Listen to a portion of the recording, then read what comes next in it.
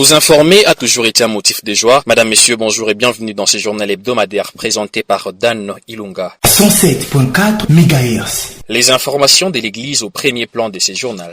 La clôture du mois de la femme au sein du ministère de la femme de l'Association du Congo-Ouest, qui est la représentation sous-provinciale de l'Église dans la partie centre-est de la ville de Kinshasa, s'est tenue le samedi 28 mars autour du thème Femmes, foi et prière. Cette activité met en avant la formation, l'autonomisation et l'évangélisation de mamans et jeunes filles. La directrice de ce département, Madame Florence Bopé, est revenue sur les objectifs majeurs et les projets en cours, notamment la création d'un atelier de couture mixte et des initiatives génératrices de revenus. Présent à cette cérémonie, le ministre provincial du genre, famille et enfants, Monsieur Thierry Kabouya, a salué cette dynamique et a annoncé une volonté de partenariat avec la ville de Kinshasa pour renforcer l'autonomisation des femmes. Écoutons-le tour à tour au micro de David Mwanangombo.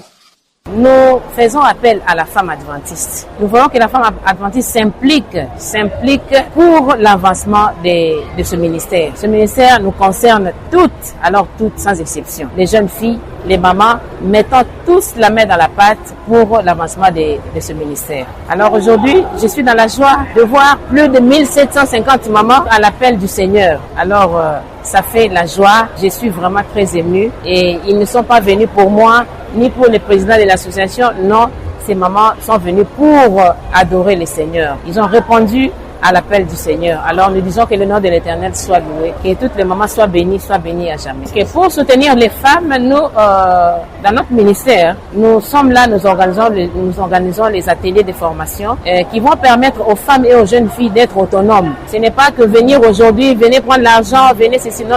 On apprend aux jeunes femmes, aux jeunes filles et aux mamans comment chercher l'argent à travers les formations de couture, gastronomie et autres. Bientôt là, ce sera aussi les formations en sciences médicales. Nous allons former les jeunes filles et les mamans pour qu'elles puissent elles-mêmes se prendre en charge. Voilà ce que nous pouvons apporter comme contribution dans ce département. Les projets ont été énumérés avec l'ancien Johnny. Nous voulons ouvrir un grand centre de couture, avoir un poulailler, mais nous demandons le soutien en tout cas de tout le monde, Le gouvernement de la République, l'Église, en tout cas, nous avons besoin de votre soutien. Soutenez ce département pour que nous puissions avancer et que les femmes soient autonomes. À cette demande, nous ne pouvons que répondre positivement parce que cela rentre dans nos objectifs, de pouvoir travailler sur l'autonomisation de la femme, pouvoir rendre la maman congolaise, la maman quinoise autonome dans la société au sein de laquelle elle vit. Notre réponse est favorable et j'ai même sollicité pour cela un partenariat avec la ville de Kinshasa et voir de quelle manière nos autres partenaires peuvent appuyer cette initiative. Qui dit chrétien dit amour du prochain, dit amour de Dieu, amour du prochain. Pouvons-nous tous emboîter les pas pour soutenir cet objectif? Clôturé le samedi 28 mars 2026 à l'église adventiste de Sans-Fil, dans la commune de Mongafula, la semaine de prière de la jeunesse s'est achevée dans une ambiance de foi, de solidarité et de partage. À cette occasion, les jeunes ont effectué une descente à l'orphelinat de frères Akimbondo Materdei, où ils ont apporté des vivres et partagé un message d'espérance avec les enfants. Ces gestes de générosité a suscité une vive satisfaction tant auprès des responsables de l'orphelinat que des bénéficiaires, marquant ainsi la portée spirituelle et sociale de cette initiative. Pierrette Ngoïkankichi pour la suite. Le samedi 28 mars 2026 restera gravé dans les mémoires de Gênes comme une journée à la fois spirituelle et profondément humaine. Pour l'église adventiste de Sans-Fil Mongafula, après avoir vécu un sabbat marqué par la Sainte Seine, symbole de communion et de partage à la table du Seigneur, les jeunes ont choisi de traduire leur foi en actes concrets en se rendant à l'orphelinat Materdei de Kimbondo. Ces gestes, loin d'être anodins, témoignent d'une jeunesse consciente de sa mission, celle de servir et d'aimer son prochain. Dans un monde souvent marqué par l'indifférence, les jeunes ont décidé d'apporter un peu de chaleur aux enfants privés des repères familiaux, en leur offrant non seulement des vivres, mais aussi du réconfort, de l'attention et un message d'espérance. Sur place, l'émotion était palpable. Le frère Immaculé, l'un des gérants de l'orphelinat, n'a pas caché sa gratitude face à cet élan de solidarité. Pour lui, ce type d'initiative redonne espoir et rappelle que ces enfants ne sont pas oubliés. Je pense que l'Église est une. On peut avoir plusieurs chemins pour atteindre le Christ, mais si l'objectif est unique, nous sommes ensemble. Alors, nous étions un peu surpris de vous recevoir aujourd'hui, mais nous sommes remplis de joie et je retrouve même la joie aux yeux des enfants. Et votre visite nous a vraiment, je pourrais dire, surpris de vrai, mais ça nous fait la joie, une grande joie de vous recevoir au sein de notre communauté et espérons que nous allons encore nous revoir très bientôt. De son côté, l'orateur de la semaine de prière Stone Bakonga, dont le message ont rythmé ces derniers jours, a rappelé l'importance de vivre l'évangile au-delà de paroles. La clôture de cette semaine n'aurait pas pu trouver meilleure illustration que cette descente sur le terrain, où la foi s'est exprimée par des actes. Oui, nous sommes venus avec des jeunes adventistes de l'église de Saint-Phil pour rendre visite aux orphelins de Matarday. Comme c'est le Global Youth Day, nous avons voulu clôturer notre semaine de prière en faisant une action envers ces enfants qui ont perdu leurs parents, d'autres qu'on a abandonnés. Nous avons voulu les assister avec le peu que Dieu nous a donné. C'est pour cela nous sommes venus avec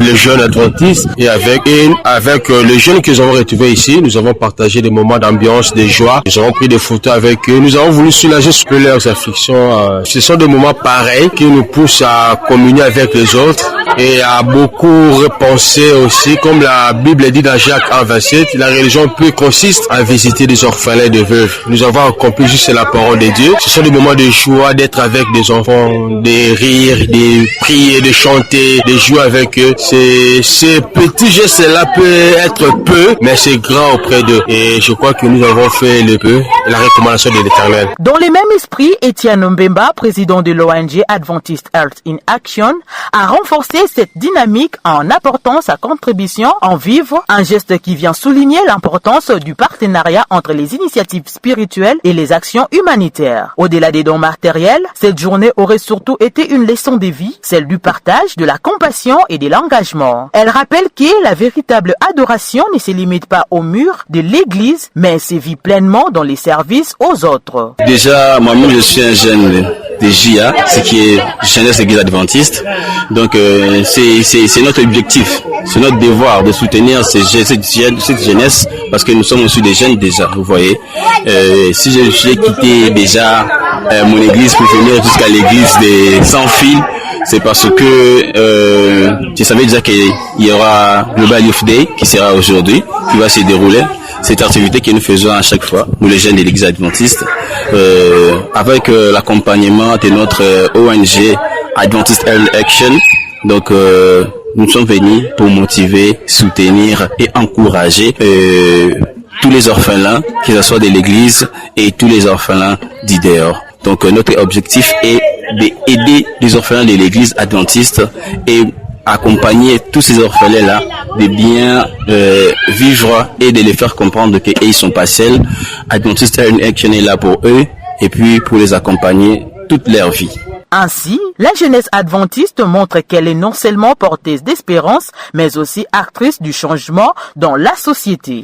La cérémonie d'investiture des nouveaux directeurs et coordonnateurs sectoriels de la jeunesse au sein de l'Association du Congo-Ouest, représentation sous-provinciale de l'Église en charge de la partie centre-est de Kinshasa, et de la mission de Kinshasa, représentation sous-provinciale pour la partie ouest de la capitale congolaise, s'est tenue le dimanche 29 mars 2026 dans l'enceinte de l'Église adventiste de l'Aumônerie LTC située dans la commune de Barumbu. Cette manifestation de grande envergure a été présidée par les deux responsables de l'Église à Kinshasa, à savoir le pasteur Emmanuel Moubiaï et pasteur Anderson Ilundu, respectivement président de l'Association du Congo-Ouest et de la mission de Kinshasa. L'objectif de cette cérémonie était de procéder au lancement officiel du mandat des nouveaux dirigeants de la jeunesse au niveau local. À travers cet acte solennel, l'Église adventiste entend renforcer l'encadrement et la dynamique des activités de la jeunesse dans ces différentes structures. L'événement a rassemblé plusieurs responsables ecclésiastiques, des encadreurs de jeunes des églises locales, ainsi que de nombreux jeunes venus assister à cette étape importante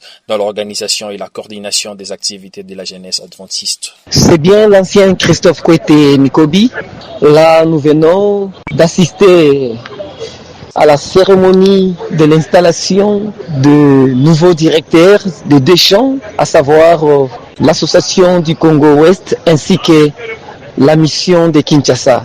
Nous venons aussi d'investir la nouvelle coordination et c'était un grand jour, une grande manifestation de grande envergure que nous avions attendue il y a plusieurs semaines. Aujourd'hui, cela s'est passé à bonne due forme. Notre mouvement JA, lorsque vous êtes promis à un poste, donc il faudrait qu'il y ait une installation comme celle-ci afin que vous puissiez commencer à diriger. Toujours dans ces chapitres réservés aux informations ecclésiales, la chorale Les Étoiles du campus de l'église adventiste de l'aumônerie du campus de l'Unikin annonce la sortie officielle de son tout premier album intitulé Christ vainqueur qui compte 5 titres. L'invitation est adressée à tous et aux amoureux de la bonne musique de prendre part le dimanche 19 avril 2026 à 13h à cet grand rendez-vous musical. On écoute le directeur technique de cette chorale, fidèle au micro de Girès. Nous sommes venus ici lancer ce message de notre sortie officielle de l'album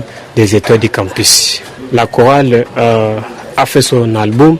L'album porte 5 titres.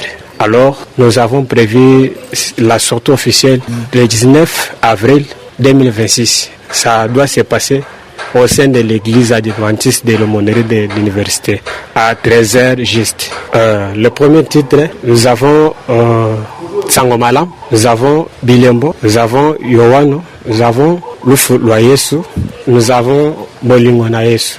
Nous avons choisi le nom de Christ vainqueur parce que l'œuvre que nous sommes en train de faire, nous rendons gloire à notre Seigneur Jésus de son travail qu'il a abattu sur la croix. Et Christ est venu mourir à notre place, nous qui sommes les pécheurs. Alors, par rapport au bienfait qu'il a à faire, c'est-à-dire nous profitons de cette occasion pour lui rendre gloire par rapport à ce qu'il a à faire pour nous. Nous invitons à tous les membres, à tous nos frères qui aiment souvent la musique chrétienne de venir le 19 mars et répondre massivement dans notre sortie officielle de notre album intitulé Christ vainqueur. Ça sera à l'église locale de l'aumônerie de l'université à 13h juste. Notre adresse, nous sommes sur Intendance, point chaud, derrière point chaud de la police. L'église se trouve là. La chorale Cœur d'Archange de l'église locale de l'UPN, située au numéro 36 de l'avenue Matondo, au quartier Kingu dans la commune de Selembao, organise un concert live dénommé Autour du trône, 2e édition, le dimanche 5 avril 2026 à partir de 14h juste. La présence de tous est vivement souhaitée à cette activité. D'un chapitre à un autre parlant politique à présent dans ce journal hebdomadaire, le président de la République démocratique du Congo, son Excellence Félix-Antoine Tshisekedi Tshilombo, a défendu le 25 mars de l'année en cours le récent accord signé avec les États-Unis d'Amérique. L'objectif affiché est de renforcer l'armée, attirer des investissements et mettre fin à la guerre dans la partie est du pays. Le chef de l'État s'est exprimé devant le chef coutumier de Kwilu. Suivez le compte rendu de cette rencontre avec David Mwanangombo.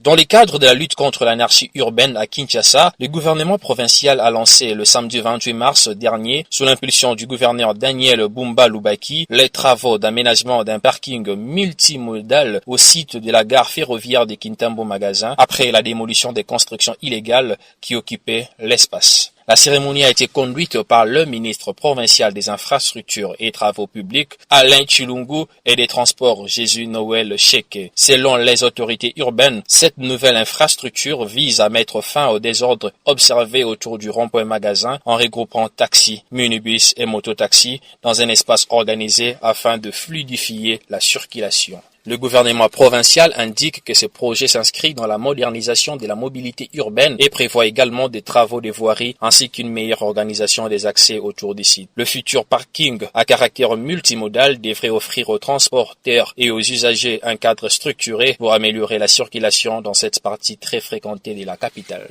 Dans un contexte marqué par des défis sécuritaires à l'est de la République démocratique du Congo et des enjeux économiques majeurs, la République démocratique du Congo a tenu la 13e édition de la conférence des gouverneurs dans la province du Kwilu du 24 au 28 mars de l'année en cours. Cette rencontre stratégique entre le gouvernement central et les exécutifs provinciaux s'inscrit dans une dynamique de transformation du pays, notamment à travers le développement du secteur agricole et le renforcement de la gouvernance territoriale. Yvonne Kabangu pour la suite. D'un chapitre à un autre, parlons santé à présent dans ce journal hebdomadaire. Le monde a célébré le 21 mars la journée de la trisomie 21. Un rendez-vous international essentiel pour mettre en lumière une réalité partagée par des millions de familles. Cette date symboliquement choisie pour représenter la triplication du 21e chromosome est l'occasion d'unir les voix à travers la planète. Selon les Nations Unies, cet événement est un levier majeur pour favoriser l'autonomie des individus et garantir que chacun puisse trouver sa place au sein de la communauté. Plus de détails avec Yvonne Kabangou. L'objectif de cette journée dépasse la simple sensibilisation médicale.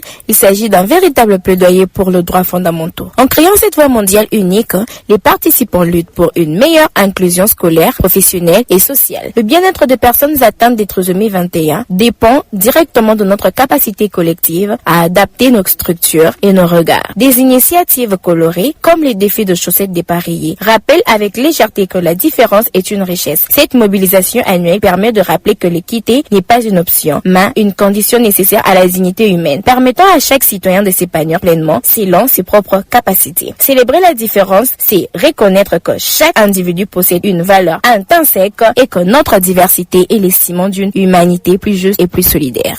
Toujours en santé, la ménopause précoce ou insuffisance ovarienne prématurée survient avant 40 ans, touchant 1 à 2% des femmes. Elle se manifeste par l'apparition de plusieurs symptômes qui diffèrent selon les femmes, comme les bouffées de chaleur, les syndromes génito-urinaires ou la prise de poids qui viennent perturber la qualité de vie. Pour plus de détails sur cette anomalie, on écoute Marie Kayembe, sage-femme dans un établissement sanitaire de la place au micro de Aimé Kabeya. Une ménopause précoce est celle qui débute chez une femme à partir de 40 ans. C'est ça la ménopause précoce. Et normalement, la ménopause débute à partir de 45 ans jusqu'à 55. Cet écart-là d'années, quelques-unes peuvent tomber dans la ménopause proprement dite. Mais la ménopause précoce est celle qui survient à partir de 40 ans. Vous verrez la femme qui ne voit plus ses règles, cette cessation de règles et quelques attitudes qui changent sur le plan psychologique, c'est-à-dire l'irritabilité, un peu de logorée, c'est-à-dire la femme qui parle trop. Aussi, il y a diminution des hormones féminines qui feront à ce que ces organes génitaux ne soient plus en mouvement ou en fonction comme ils étaient auparavant.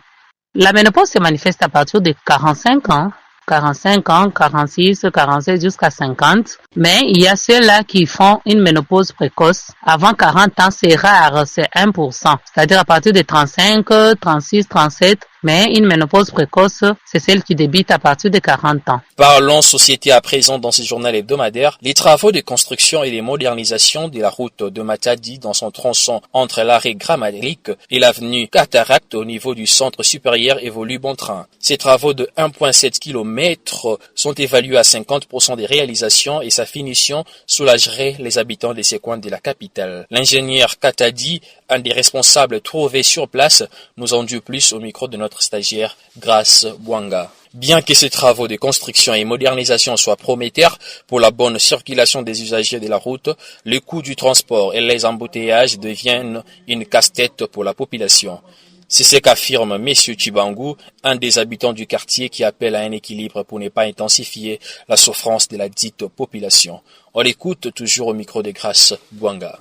Parlons sport à présent pour boucler ce journal hebdomadaire. Qualifié d'office pour la finale des barrages intercontinentaux du Mondial 2026, les Léopards de la RDC affronteront la Jamaïque ce mardi 31 mars 2026 à Guadalajara au Mexique pour tenter de gagner une place au Mondial 2026 52 ans après. Jires Moutala pour les commentaires. Après avoir battu jeudi 26 mars 2026 la Nouvelle-Calédonie par un score d'1-0, les Reggae Boys de la Jamaïque croisent les Léopards de la RDC en finale des barrages intercontinentaux du Mondial 2026. Le vainqueur de cette finale entre la RDC et la Jamaïque sera logé dans les groupes K de la Coupe du Monde aux côtés de la Colombie, du Portugal et de l'Ouzbékistan. C'est un rendez-vous très décisif pour les deux équipes. La RDC n'a plus disputé la phase finale de la Coupe du Monde 50 ans après celle de 1960. 1974 et la Jamaïque 27 ans après celle de 1998. Une victoire de la RDC lors de cette rencontre ferait des Léopards le 10e et les derniers représentants africains au Mondial 2026 aux côtés de l'Afrique du Sud, de l'Algérie, du Cap-Vert, de la Côte d'Ivoire, de l'Égypte, du Ghana, du Maroc, du Sénégal et de la Tunisie. Avant ce grand rendez-vous historique, plusieurs messages d'encouragement et de soutien fusent de partout, à l'instar de celui du sélectionneur sénégalais Pape Thio. Je cite: bonne chance aux Léopards de la RDC pour les barrages de la Coupe du Monde 2026. Tout un continent africain est derrière vous. Donnez tout sur les terrains et écrivez l'histoire. C'est cette information qui met fin à ce journal hebdomadaire présenté par Dan Ilunga avec les concours rédactionnels de